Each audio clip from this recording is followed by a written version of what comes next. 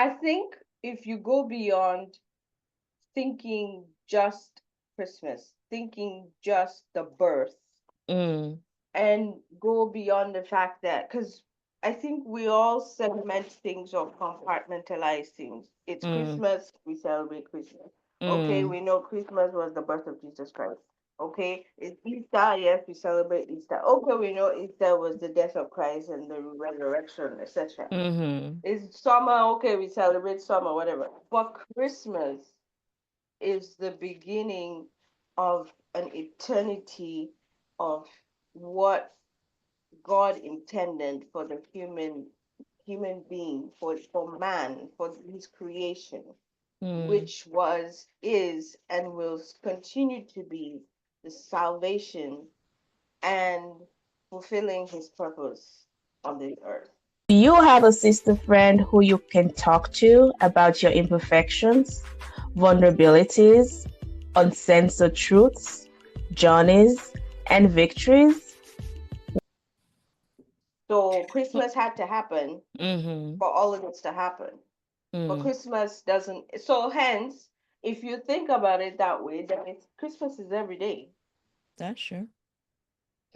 But so for me, thinking about in the light in which you said it, Christmas was the start of us having a glimpse of what home is like. Because heaven is really our home. That's where our actual address is.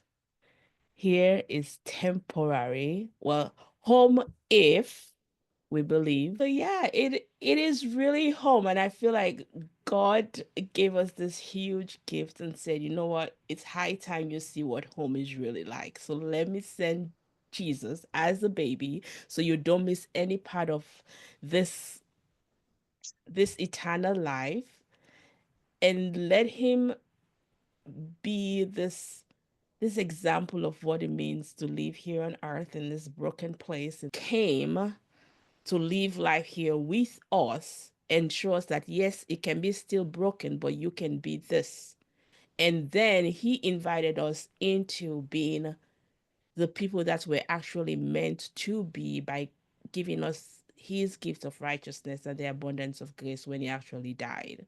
It bridged the gap, He basically. bridged the gap and then took us into heaven with him, raised us up with Christ when he died and raised and got reason he raised us up. So he basically changed our address from just earth to heaven on earth. Which is more than bridging the gap. Mm, So Christmas is more than just bridging that gap. yeah. We will never ever comprehend, but what he did um was more than just salvation, actually, Yep. more than just redemption. Yeah. It is that for me, like looking at it now, like our pastor has been preaching more on Romans, like the whole point of the gift of righteousness, that it can never be your own righteousness. It has to be the righteousness of God, which God gave you as a gift, that he never takes it back even when you mess up. So for me, understanding that and the impact of what Christmas is, like it's that gift that That you can keeps on give. giving. Yes, and it can never match any gift we give to anyone, or we can only exemplify what that means. So I feel like Christmas is also the time that every gift we give has to tell a story. It has to be something that means a lot to us and to the person. That, sometimes we receive things and it's just things. But if you put a story behind it, it does make it mean so much more, even after the whole point, like for the giver and also for the one that receives it, right? If you put a story behind it, it means it mean a lot more. As for me, I think that's why it all started with PBs, with the company that I'm associated with, that my husband and I Mhm. started, because it is the story of things. We don't make things that it's everywhere. Even if we see something that is everywhere, we try to put a story. It means something more More than than just just that thing. part that you received the gift and that on what it was, you will forever remember that. Yeah. Yeah. And I And think that's part of the Christmas story is we received a gift that you cannot be replicated.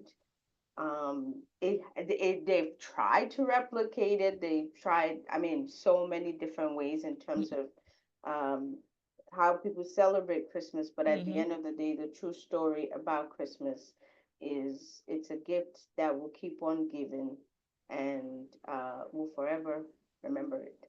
Yeah. So, Merry Christmas. Merry Christ in your everyday.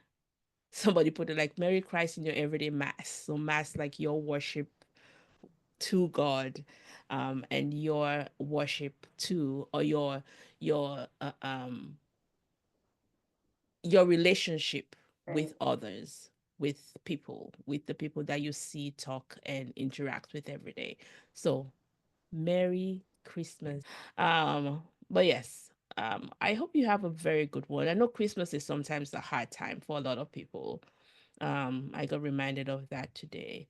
It and it might be harder for you this year, but we hope that God's peace, like that peace that he came to earth to give, pray that that peace be part of your Christmas, even if it's a hard time, but you feel Mhm. that touch of God's peace upon your life, upon your family lives, maybe those gatherings that you've been dreading to go to right now. That even though, yes, it's a celebration of Christmas, but you have that this great peace that comes with you, which is the peace that Christ came to the world to give. I pray that you feel that. Merry Christmas from Merry Sister Glenn. Christmas, Lucia. Oh, Merry Christmas. Mm. Season greetings. I know, season's greetings. Merry Christmas from Sisters Let's